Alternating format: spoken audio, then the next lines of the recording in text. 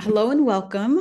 I am Kim Fuller. I am founder and CEO of Fuller Life Concepts, and welcome to our webinar series.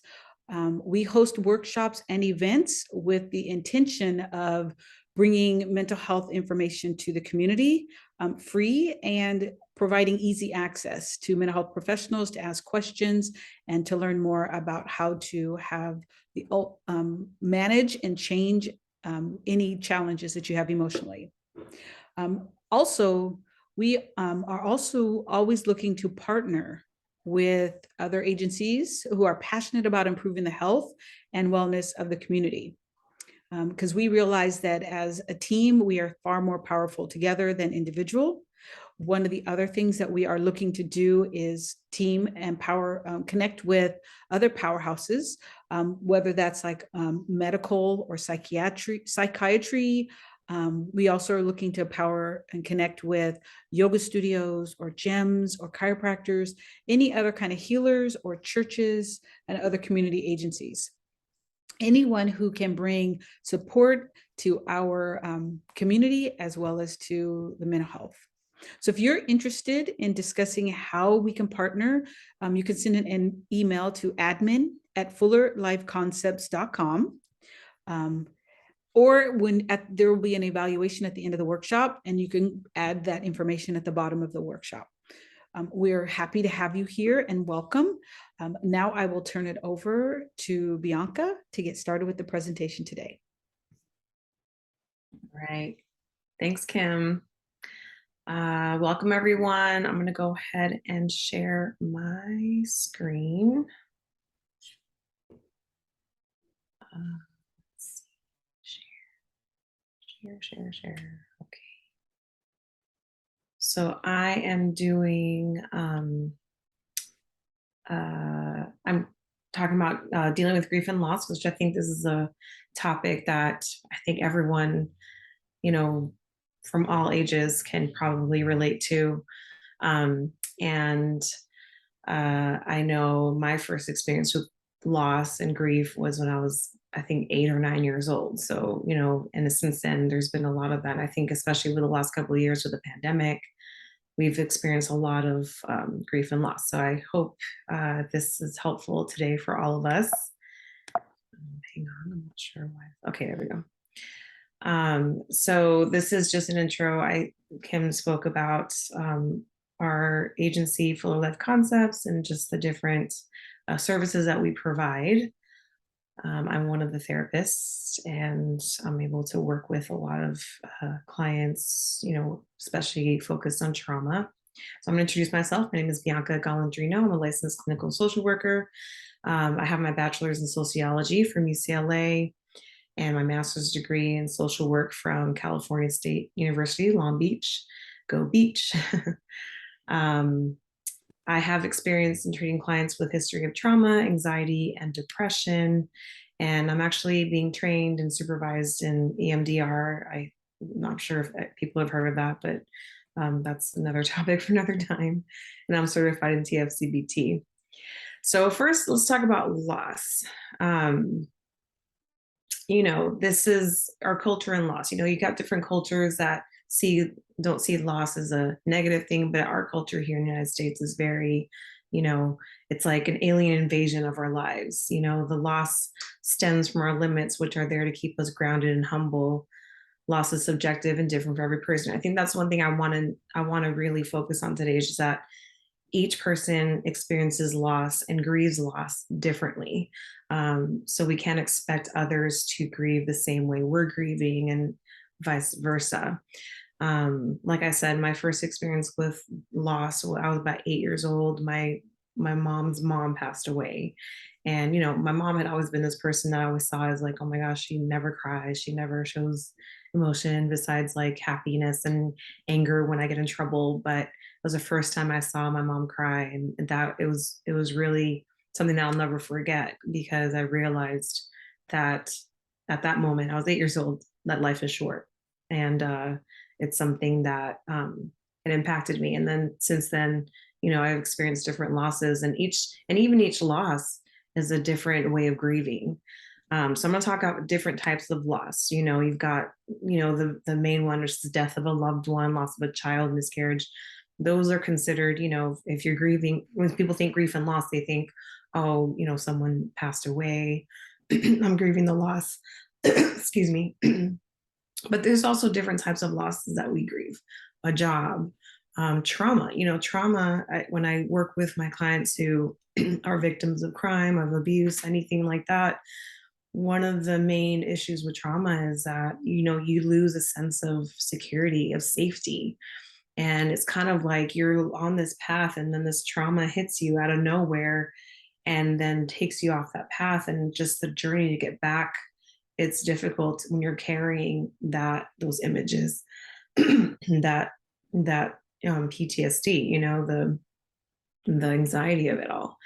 And then, there's also health, loss of health. Let's say somebody's been diagnosed with cancer or a chronic illness, and then your whole lifestyle has to change. So it's a whole change of a whole loss of just a sense of self. And, now I feel like I'm being defined by this illness. And it could be even mental illness. Let's say you're going along and all of a sudden you start, even grief could cause, anxiety, depression, more severe mental health issues that were not there before. There's loss of a friendship or relationship, breakups, they're really, you need to grieve a breakup, or a divorce, or even a loss of a friendship. Let's say you were friends with someone and then you realized, hey, this is a really toxic friendship, but you're still grieving the loss of that friend and the times together. You're always thinking about, you always go back and like, should I have ended that friendship? Loss of wealth and possessions. We've seen this during the pandemic. A lot of people lost their jobs. A lot of people lost their homes. If you drive around LA, there's tents everywhere, and you think, oh, that's normal, but no, it's a lot worse than it was before. So those things, people are grieving those losses, and there's other things that, again, loss is subjective and different for every person. So it could be something simple as the loss of, you know, I don't know, my hair or something like that. Like it's that which is not simple to some people. So, it's good to, as if we're in the professional settings, the way we're treating clients, and even with friends and family members, just how we approach, how we approach them, and how they're looking at their loss as, okay, this is heavy for me. It may not be a big deal for you, but for me, this is a big deal. So we need to be sensitive to that, to say, oh, you lost your job, I'm so sorry. Like, what can I do? How can I help you through this time? Um, how we deal with, with loss. So, the whole 5 stages of grief. You got denial, like, no, I'm fine, I'll be okay. There's a reason for everything. Time will help us heal. Just this whole, like, in denial of the feelings of grief. And then there's the anger. And granted, these are not in order.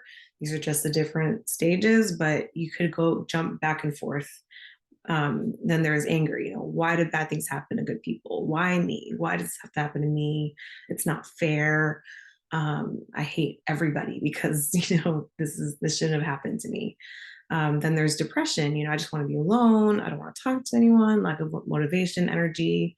Just as if you're in the professional setting, what the depressive symptoms look like. Please excuse the dog in the background.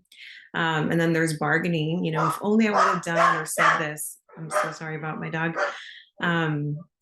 If only I would have done or said, this to this person, or if I would have, said this to my boss, maybe I wouldn't have gotten fired. And then acceptance. Acceptance is pretty much where everybody wants to get to, but there, again, you can get to acceptance, but then get back to anger or depression. It's not a linear process. It's definitely, you have your moments. So acceptance is, I can get through this. And then the main thing is, I need help and support, which we'll talk about later on. So getting out of the pain. So what are some things, what are the things that we do? What are some unhealthy things, some habits, to not deal with the pain? So we deal with the pain without really dealing with it. So there are certain things that we do to suppress, like we don't want to feel it. It's hard to feel the pain, so we don't want to. We say I need to deny myself and give even though I'm grieving a loss. So it's like, okay, let me just keep myself busy, or I should be okay. It could have been worse. I could have, gotten fired from this job, but no, just got fired from this job, or I could have been in a worse relationship, or, just kind of, again, there's that bargaining thing. Um, I just need to stay busy so I don't think about it. That's a big one. It's like, oh, I just need to stay busy, stay busy, stay busy. And then all of a sudden it's like the grief may be too much because you're putting it to the side. And then the whole guilty, like I probably deserve this, like I'm not a good person, and that's where the depression sets in. um and then what we do in those when we try to like not deal with the pain, we turn to things that help us escape the pain, such as alcohol, drugs, binge watching television, TikTok, which is nothing wrong with that, but it's like at what point are you escaping so much that you're completely shut off from the emotion? Alcohol and drugs are a big thing. It's like, oh, marijuana is legal in California, so it's like, okay, I'm just gonna get high and not feel any pain. But what happens is we keep having to compensate with more substances or more things because we're not used to feeling the pain. Um, so one of my favorite lines from a book is from I don't know if everyone has heard of The Fault in Our Stars by John Green. It's a really good book about grief and loss. And one of the lines was, that's the thing about pain, it demands to be felt. Like, like when you feel pain, it's like you can only take so much Tylenol, you can only do so much to suppress the pain, but you got to feel the pain in order to know what's causing the pain, what is going on. If you're living in pain and not going to the doctor, not seeking the help, then how do you know where it's coming from? And even with grief and loss, you know where the pain's coming from, but are you really leaning into it? So one of the things that we do is we put up defenses in order to suppress the pain. So I'm going to talk about different defenses that we may have. So there's denial again. I feel fine. It doesn't bother me that I got fired. I'm free. Was it during the pandemic? Fun employment. I get more pay with unemployment. But what really you're feeling is, okay, that, you know, I didn't deserve to get fired from that job, or, I'm really scared that I'm not gonna be able to find another job. And, so that's denial. Minimizing, I'm hurt with my friend, but we'll be okay. She's just like that. She just says stuff like that. And it's not a big deal, even though this friend could be, completely toxic and completely condescending and has always made you feel bad, but you're just trying to minimize that friend's way of being because you want to maintain that friendship. But really, you probably should end that friendship. This is just an example. Blaming others. Well, the reason my mom is sick because the doctors don't know what they're doing. I'm here in California. I'm helping my mom. She just got shoulder replacement surgery, and she's had a lot of surgeries over the years. And I know I've felt this way before because I'm like, why don't the doctors figure out what's going on with her? But they know. I mean, she has a chronic illness, so it's something that she's gonna have to deal with for the rest of her life. And at times when you're grieving, like I would just wish my mom could go a day without pain. It's easy to blame other people, like, oh, if only this, if only that, and then blaming yourself, like, is there something wrong with me, like in a relationship, like the patterns of relationship, am I choosing the wrong person, am I hanging out with the wrong people, am I just super, am I unlovable, am I just wrong, and am I never going to be with anybody, is no one ever going to love me? So that's an example. And then there's rationalizing. Oh, well, in my family, we say what we think. So I just consider myself a very blunt person. That's just me, deal with it kind of thing. So even, as we're grieving and everything, it's like we may make decisions that may not be the best, when it comes to approaching others and or even dealing with ourselves. Oh, that's just me, deal with it. And then intellectualizing, well, at least I'm not going through what others are, so it's a whole, like, it could be worse. At least I'm not this, or at least I'm not that, but really it's like you are going through something, so you need to make sure that you're you're validating it, like, okay, I'm going through something. Yes, I'm not, I may not be as bad as what others are going through, but it's still real to you and to the whoever you're talking to. So you're not like, even if you're talking to somebody who's grieving, you know, a loss of a pet, you're just like, well, you can always get another pet. Like, it's not, that's not the best thing to say. And then distracting, like, stop being such a downer. Like, I don't want to be a burden to anybody. Like if you're grieving and you don't, it's hard for you to, you don't want to make other people feel bad for you. So you're just like, okay, I'm just going to like isolate and not talk to anybody. And I don't want to be a burden. Like if somebody calls, hey, what do you need? Oh, nothing. I'm okay. But really, you really need somebody just to come over and give you a hug, and vice versa. If somebody else is going through something, it's like, well, let's focus on this, distracting them from that. Like, think about the positive. Well, positive thinking can be a little toxic as well. And then or becoming hostile, like with somebody else, if somebody's going through something, well, talking about it, it's not going to bring him or her back. Why do you keep talking about it? Get over it, move on. It sounds harsh, but there are people who are actually like this. Because what I've realized, even when it comes to treating clients who are grieving their loss through a trauma, or even if they lose, even with the pandemic, a lot of the conversations were veered towards, loss of, going out and friendships. And one of the things that I would encourage them was that it's okay to grieve. Like there's nothing, like it's not like I'm not sitting there like, oh, can you just like move on with this? Can you just keep going and just think positively? And it's not gonna, talking about this person or talking about this thing is not gonna like make it any better. So just get over it and move on. It's another thing. It's like that's not the best way to approach somebody who's going through something. And that's one thing that I've had to help my clients be with. A lot of them feel like their families don't understand what they're going through. And it's like, well, they keep telling me I don't want to talk to my family about how I feel because they keep telling me I need to get over it. Well, that's not the case, because it's very real to you. And this is part of feeling the pain. And it's okay. There's nothing wrong with feeling the pain. Um, so it's important to pay attention and deal with it. So the key is not to escape the pain, but to really focus and deal with it. So leaning into the grief. I always tell my clients, if you're feeling something, give yourself a time limit, like feel it, give yourself, if the setting is okay, like if you're not at work, or even if you're at work, if you need to go to the bathroom, go to your car and just cry and just, have a moment. There's nothing wrong with it. I feel like our society sees grief or sees sadness or any show of emotion as a weakness, but actually it's really good for cleansing the soul. Um, it says that grieving is not possible without paying attention to our anger and sadness. So grieving is literally dealing with it. It's leaning into it, acknowledging the anger, the sadness, all those stages, and realizing, okay, yeah, I'm not okay. The whole saying, like, I think it was a commercial, I forgot what commercial it was. But it was like, it's okay not to be okay, through the whole pandemic. I mean, literally that's our anthem, that's our theme.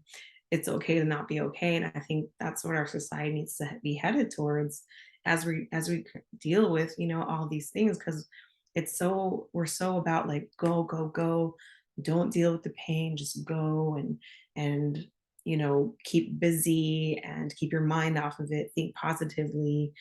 But I think the pandemic really helped us kind of face ourselves. We were stuck at home. We were, having to deal with ourselves. We couldn't keep busy because there's nothing to do. So it was like, okay, all right. So I realized, I'm a bit of a loner, and this is not healthy for me right now because I really need social connection. And so it was important to see, to pay attention, and you had no choice but to pay attention. It's better to express feelings and become passive aggressive. So if you're sitting there like, oh, it's okay, everything's fine, but you blah blah blah, it's just not healthy for friendships, relationships, for the individual. All right, so few ways. I know it's not a very long uh, long webinar, but how to deal. So the biggest thing is speak up. Say something. Be honest with yourself about how you really feel. Take a moment, take a few moments, and just get real. Look in the mirror and say, what is going on? What is happening? Why am I feeling this way? Why do I feel so sad? Why do I still feel sad about the relationship I lost 10 years ago?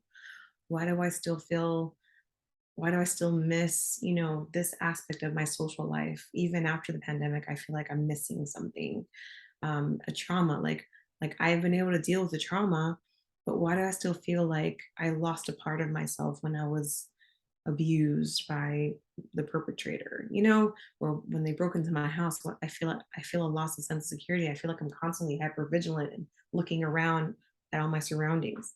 Be honest with yourself. How do you really feel?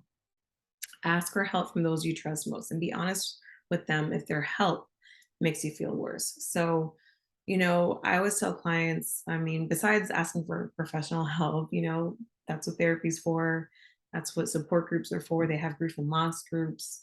But what I tell people, it's like find your one or two people that you feel like you can trust. So if you have one or two people, it doesn't have to be like 20 people. It can be one or two people, and you let them know, like, hey, I'm going through something. And there may be days where I might need to just like give you a call. And this is what I need from you. I just need you to sit with me and listen. Or I just need for you to just kind of sing me a song or give me a hug or hold my hand. I just need to meet with you at the park and we can just walk together and just in silence. I just need that companionship, because it's important to be able to have that support system.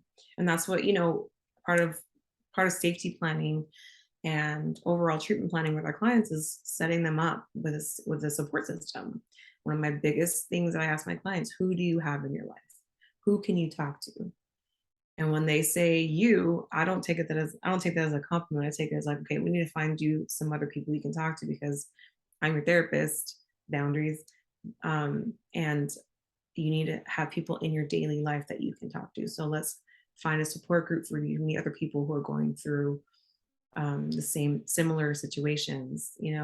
So I definitely encourage a support system, whether it's one or two people. Don't ever compare your loss to someone else's. It's not the same. So just because you both lost, like if, for example, if somebody says, "Oh, my grandmother passed away," "Oh, I lost my grandmother when I was 8 years old," do you think that person's going to feel like you're listening or that you're being compassionate? No, they're gonna be like, "Well, why?" Like it's not the same thing. Like I'm really sad because I was really close to my grandmother, and it was a sudden loss, and it wasn't something that we were expecting. So you know, just because you went through a similar thing doesn't mean that somebody else who's going through similar things are feeling the same way you did, because I was 8, this person's 20, so it's very different. So it's good to we got to be sensitive. And we have to understand too that like, well, well, that person recovered really quickly from the miscarriage. How come I'm still sad about it 2 months later, so even saying like, well, my pain is my pain, and I cannot give myself a timeline of when I'm going to feel better. It's about acknowledging that and being okay with that.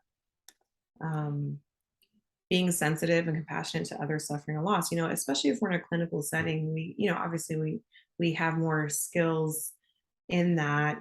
However, just even teaching others, like, it's okay, it's okay that you're feeling this. Like if you don't, like, for example, let's say you're friends with someone who's going through something, and you make plans with them. Okay, we're going to go here on this day, and they call you the same day. Actually, I'm not really feeling up to it. I'm really not having a good day. The wrong response would be like, well, you need to get over it and just come out. You can't be flaky and stop canceling on me. But another thing would be like, okay, I understand, and I'm completely, here for you.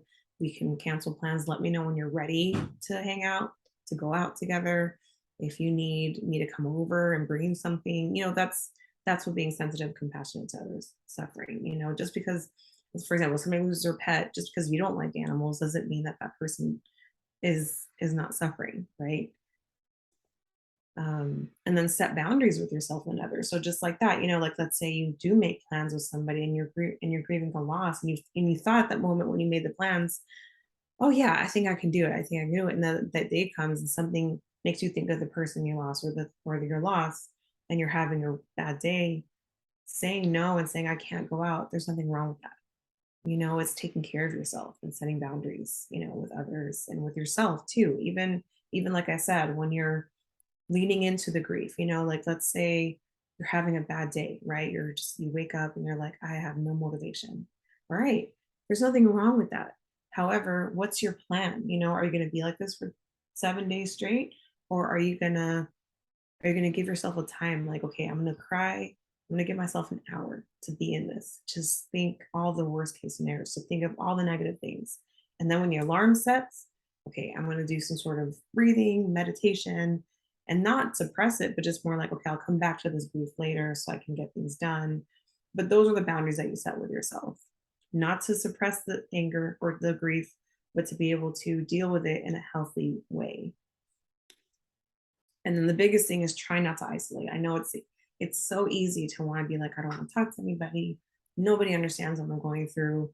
But that's where, the help comes in. That's where, even if you don't want to talk to your friends, call a hotline, call a therapist and say, hey, I'm trying not to isolate. I just need to talk to someone. Even though but I don't want to talk to my friends or family because sometimes they don't help that much. Um, and then there's the acceptance portion, and there's a quote from I like Marvel shows and movies. So Vision from WandaVision, he said, "What is grief if not love persevering?" So it's kind of like looking at it as like a grieving a loss. It means that there was love there, that there was a persevering love. Like it's not a never-ending love. So you're always going to remember that person or that pet, that you lost because of the love that was there. All right. So, any questions?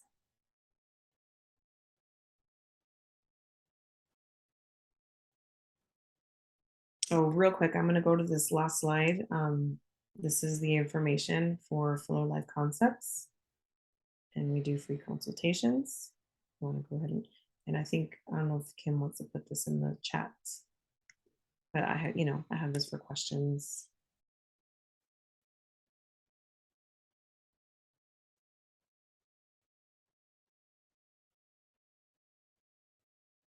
Comments.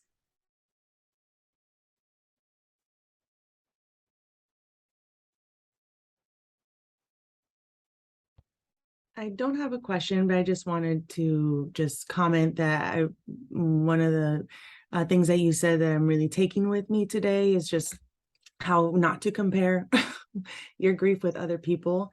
I lost my brother 2 years ago, and I have 5 other siblings and my parents that are also grieving with me. And every single one of us is grieving completely differently. It's crazy. Yeah. Seeing it firsthand that way, but definitely kind of comparing how my parents were grieving. I was even getting upset with them at some points, or some of my siblings, I was even getting upset with them. Some of us haven't even gone to the cemetery to visit him. And sometimes I was finding myself adding more emotional elements to my grief. Yeah. It didn't need it to be there. It was already hard to begin with. So that I'm definitely going to take that with me and just remember that we're all grieving differently, because we all had different relationship with him. And my relationship with him was a sibling, and my parents' relationship is a son. So I have to respect how everybody's dealing with it. Yeah. So thank you for that. Of course, yeah. That's a big thing. I think we tend to compare, and we say like, well, I loved him more because I'm crying more, or I go see him at the cemetery and you don't. And it's not healthy. It's like, just, if you have emotions, if you feel a certain way, that's how you feel, and nobody else can say anything about it.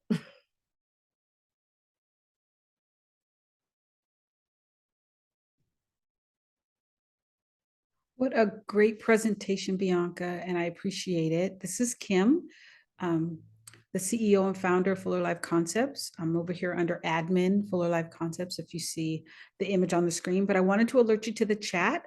I put a couple of resources in there. One, we really appreciate any feedback about our webinar. So if you can go to the chat and click on that Google Doc and fill it out, it should take you just about 2 or 3 minutes. It's just a few questions. We do look at all of the evaluations, and we try to continue to address any issues or concerns or topics that you may want in the future. And then the second link that I have in there is our resources page, because this is one of many workshops that we've done. We have one on intimate partner violence. We have one on the impact of childhood trauma. We have social media and mental health, which actually was done by Bianca. And then we also have adverse childhood experiences, which is with the ACEs study. So we have other webinars on our website that you can also look at. They're free of charge. You just click the link and watch it through YouTube. And I just wanted to alert you to that. And the last link that I have in there, actually it's the first one, is admin@fullerlifeconcepts.com. And that's if you need any support or you want to have a consultation or chat with Bianca or one of our other providers, you can click that link and schedule something there.